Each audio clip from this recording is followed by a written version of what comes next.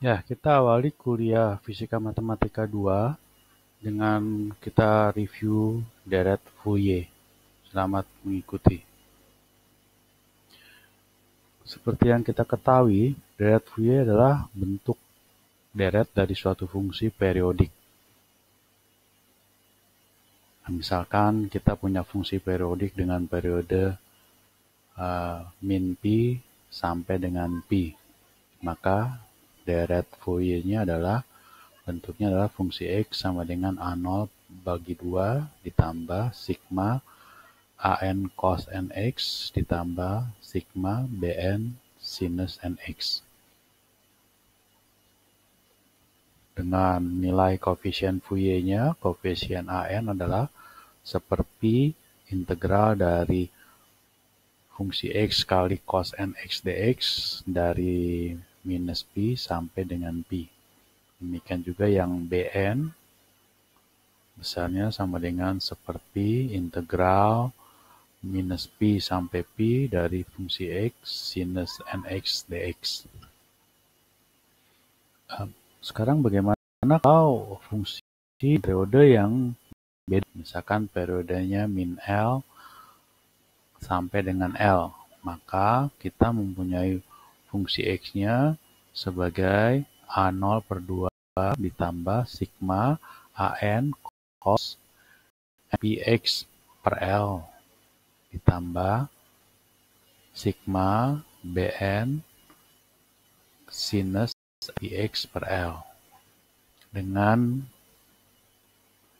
koefisien Fourier-nya AN sama dengan 1/L integral dari minus L sampai dengan L fungsi X kali cos NPX per L dx. Demikian juga dengan BN adalah 1/L integral dari minus L sampai L fungsi X sinus NPX per L kali dx. Sekarang misalkan kita lihat contoh soalnya. Contoh soal nomor 1, jika fungsi X sama dengan 0 untuk nilai min pi sampai dengan 0 dan fungsi X sama dengan 1 untuk nilai 0 sampai pi, maka pertama kali kita gambarkan dulu sketsa fungsi periodiknya sebagai berikut. Maka ini kita tahu bahwa ini adalah fungsi periodik dengan sumbu Y ini sebagai tengah-tengahnya. Kita lihat bahwa nilainya dari pi sampai 0 adalah 0. Kemudian dari nilai fungsi dari 0 sampai pi adalah 1. Nah, demikian dia periodik. Maka kita bisa mencari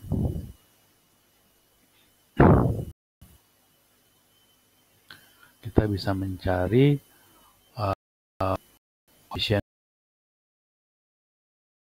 AN sama dengan seperti si integral dari min pi sampai pi fungsi X cos NPX dx.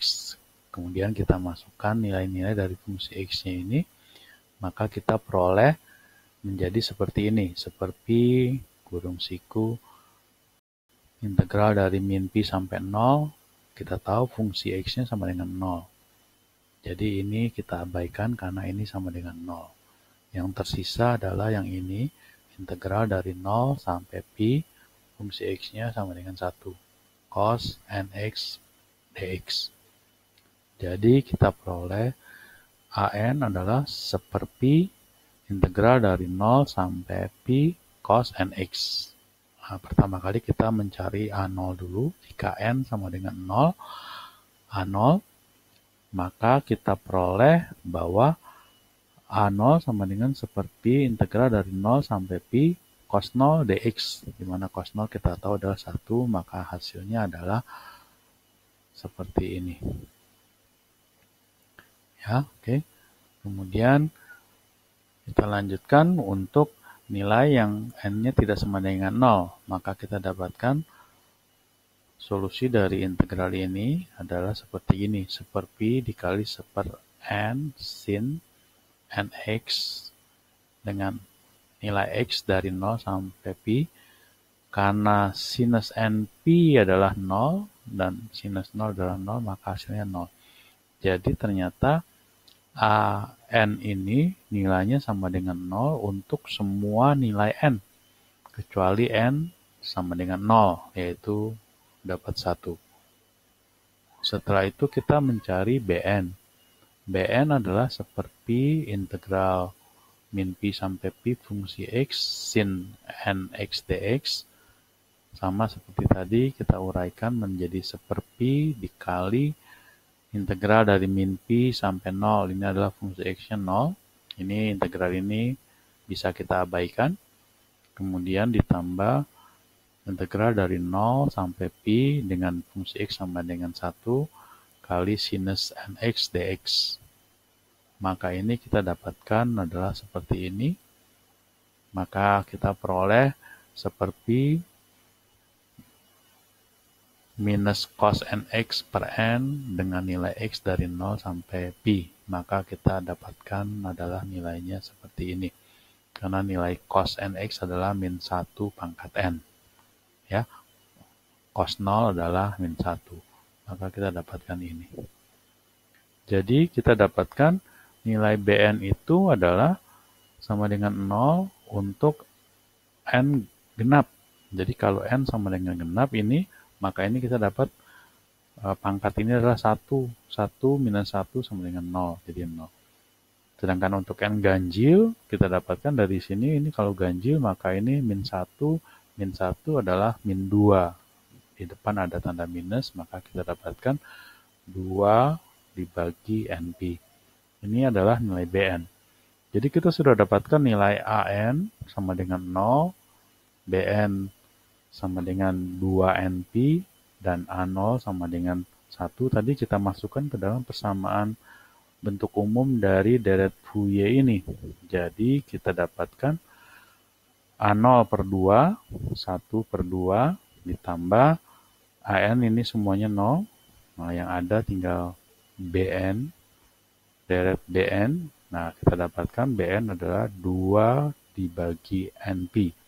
Jadi 2 per pi pada saat n sama dengan 1, sinus x per 1 ditambah sin 3x per 3 ditambah sin 5x per 5. Ini adalah jawaban dari deret Fourier untuk persoalan yang tadi. Sekarang kita lanjutkan dengan soal latihan 1. Coba gambarkan sketsa dan cari deret Fourier-nya. Soalnya adalah fungsi x sama dengan 0 pada saat nilai x antara min pi sampai 0. Kemudian fungsi x sama dengan x pada saat nilai x dari 0 sampai pi. Ya, coba kerjakan ini. Pertama kali gambarkan sketsanya dan kemudian cari deret Fourier-nya. Silahkan kalian pause dulu video ini selama 15 menit, saya kasih waktu. Kemudian kalian cocokkan jawabannya adalah seperti ini. Silahkan.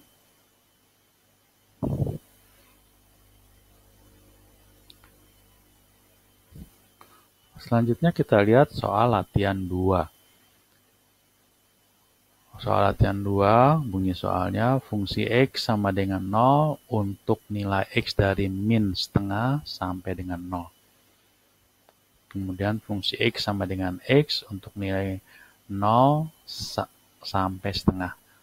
Hampir sama dengan soal tadi, hanya ini periodenya bukan dari min pi sampai pi, tapi periodenya dari min setengah sampai setengah. Jadi pertama kali coba gambarkan sketsanya dulu, kemudian cari deret Fourier-nya.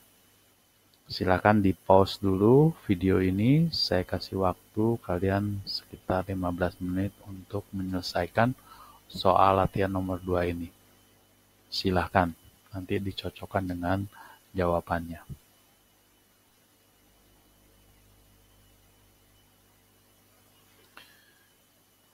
Selanjutnya kita tinjau pengertian fungsi ganjil dan fungsi genap.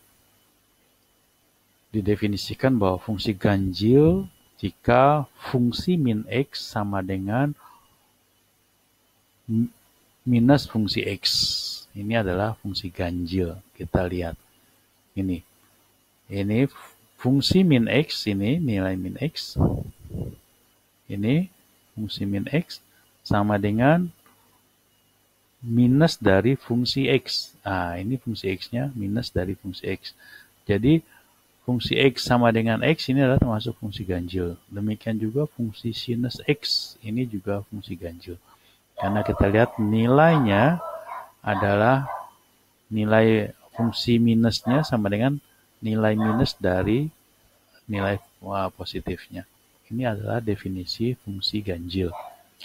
Nah, sifat fungsi ganjil kalau dia diintegralkan dari periodenya min L sampai L, maka hasilnya adalah 0.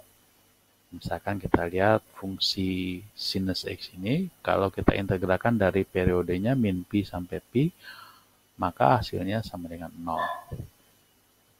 Selanjutnya kita lihat fungsi genap.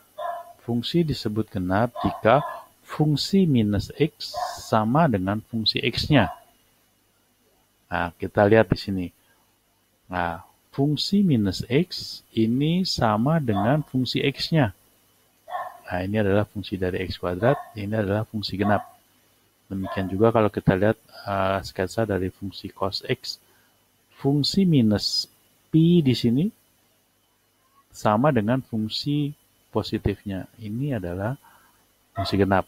Jadi fungsi cos X adalah fungsi genap. Kita lihat sekarang sifat fungsi genap. Jika fungsi genap diintegralkan dari antara min L sampai L di periodenya, maka hasilnya adalah 2 kali integral dari 0 sampai L dari fungsi tersebut. Nah, ini adalah sifat dari fungsi genap. Sekarang kita tinjau kaitannya dengan koefisien Dirac Fourier untuk fungsi genap dan fungsi ganjil. Kita tinjau untuk fungsi genap terlebih dahulu. Jadi kalau untuk fungsi genap, kita tahu sifatnya adalah jika fungsinya diintegralkan di selang periodenya, min L sampai L, maka itu sama dengan 2 kali dari setengah periodenya. Nah, kita lihat untuk AN. Kalau fungsi X-nya ini adalah fungsi genap, kita tahu ini fungsi genap. Fungsi cos juga adalah fungsi genap. Jadi fungsi genap dan fungsi genap ini akan menghasilkan fungsi genap di dalam integral ini. Maka AN-nya adalah karena fungsi genap dan fungsi genap, cos ini menghasilkan 2 per L integral dari 0 sampai L fungsi X cos NPX per L dibagi dx.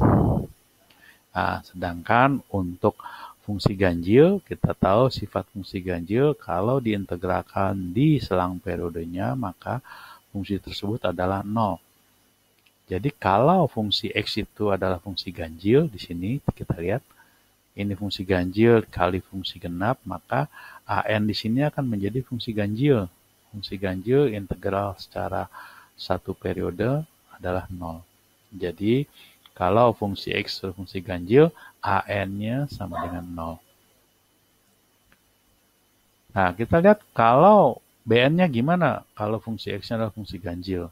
Maka kita lihat, ini adalah fungsi ganjil, kemudian sinus ini adalah fungsi ganjil. Nah, perkalian 2 buah fungsi ganjil akan menghasilkan fungsi genap. Jadi, yang di dalam integral ini adalah fungsi genap perkaliannya. Jadi, integralnya dalam satu periode menjadi 2 kali dari setengah periode. Maka nilai BN-nya diperoleh 2 per L, integral dari 0 sampai L, fungsi X sinus NPX bagi L kali dx. Nah, demikian dengan kalau fungsi genap. Kalau fungsi genap, BN-nya akan menjadi 0. Karena jika fungsi X fungsi genap, sedangkan sinus X, sinus NPLX ini adalah fungsi ganjil, maka fungsinya menjadi fungsi ganjil dan genap itu akan menjadi fungsi ganjil. Jadi integral keseluruhannya dalam satu periode menjadi 0 seperti sifat fungsi ganjil adalah 0. Nah, jadi demikian. Jadi untuk menentukan koefisien Dirac Fourier, kita bisa lebih mudah kalau kita tahu fungsi X-nya itu adalah fungsi genap atau fungsi ganjil.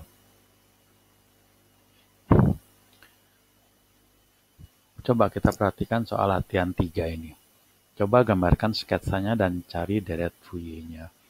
Misalkan diketahui fungsi X sama dengan X kuadrat untuk selang minus setengah sampai dengan setengah.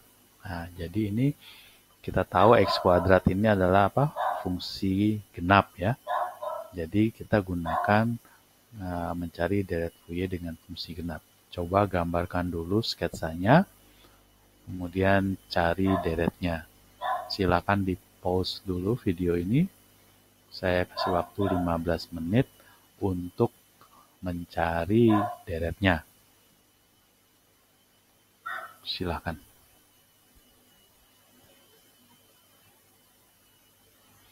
Nah, kita lihat sekarang soal latihan 4. Soal latihan 4, jika fungsi X sama dengan 1 untuk nilai X-nya 0 sampai setengah, dan fungsi X sama dengan 0 untuk nilai setengah sampai dengan 1, maka soal ini kalau kita gambarkan sketsanya adalah seperti ini.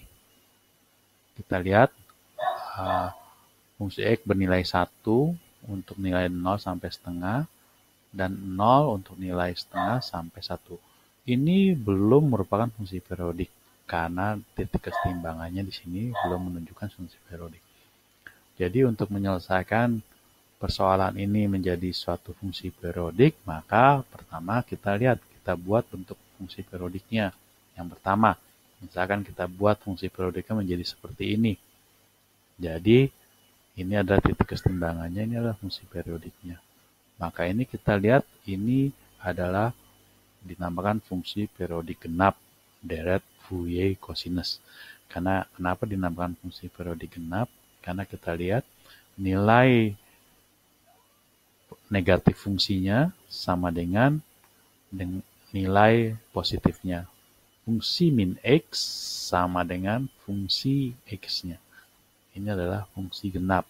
Jadi ini adalah uraian deret Fourier cosinus. Bagaimana kalau kita membuatnya seperti ini? Ini juga merupakan suatu periodik. Maka ini kalau kita lihat ini nilai fungsi min X di sini sama dengan minus dari nilai fungsi X. Maka ini adalah disebut fungsi periodik ganjil atau fungsi deret Fourier sinus.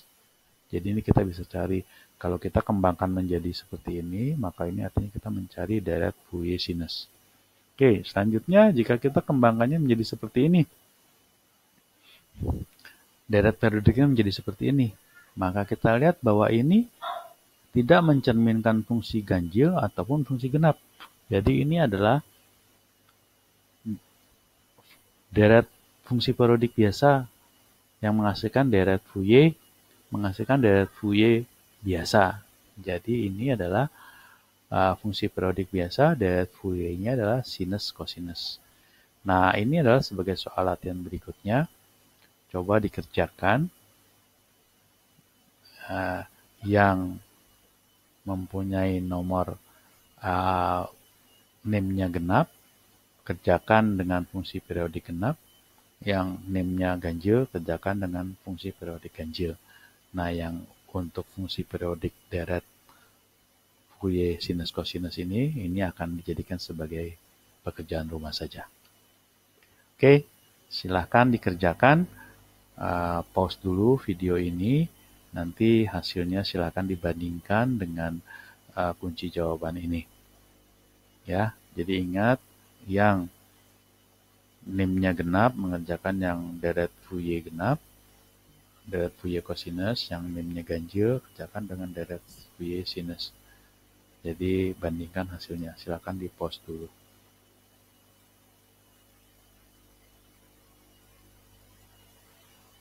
Nah, ini adalah yang untuk fungsi periodik biasa, deret Fourier sinus cosinus, ini sebagai soal untuk pekerjaan rumah.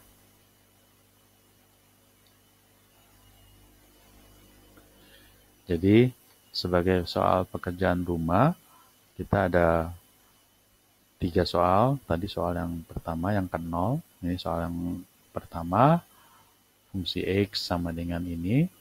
Dan ini adalah soal yang kedua. Silakan 3 soal ini nanti dikumpul di hari pertemuan berikutnya ya. Kalau yang tadi yang kita soal-soal latihan sebelumnya, kita akan bahas di dalam perkuliahan. Selamat mengerjakan. Sampai ketemu di pertemuan yang berikutnya. Oke, tetap semangat.